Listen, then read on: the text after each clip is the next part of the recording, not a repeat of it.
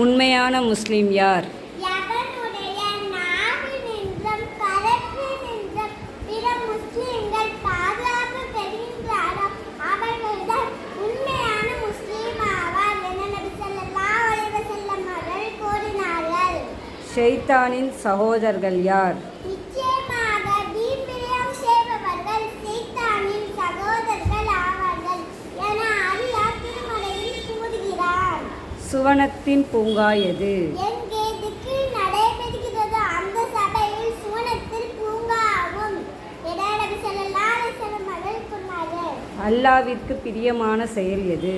அல்லாஹ்விடம் பிரார்த்தனை செய்வதுதான் அல்லாஹ்விற்கு மிக பிரியமானதாக இருக்கும் என நபி ஸல்லல்லாஹு அலைஹி வஸல்லம் அவர்கள் கூறினார்கள்.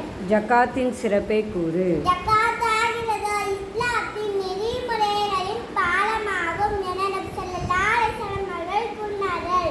மறுமையில் பரிபூரண ஒளி யாருக்கு கிடைக்கும்? இரவின் இருளில் பள்ளிவாசலுக்கு அதிகமாக நடந்து செல்வதற்கு கியாமத்து நாளில் பரிபூரண ஒளி கிடைக்கும் என நபி ஸல்லல்லாஹு அலைஹி வஸல்லம் அவர்கள் கூறினார்கள்.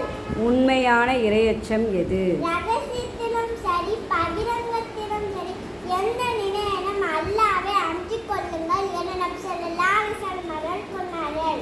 லைலத்துல் கத்ர் இரவில் எந்த துவாவை அதிகமாக ஓத வேண்டும்? அல்லாஹும்ம இன்னக அஃபுவன் துஹிப்புல் அஃவ ஃபஅஃபு அன்னி என்ற துஆவை ஓத வேண்டும் என நபி ஸல்லல்லாஹு அலைஹி வஸல்லம் அவர்கள் கூறினார்கள்.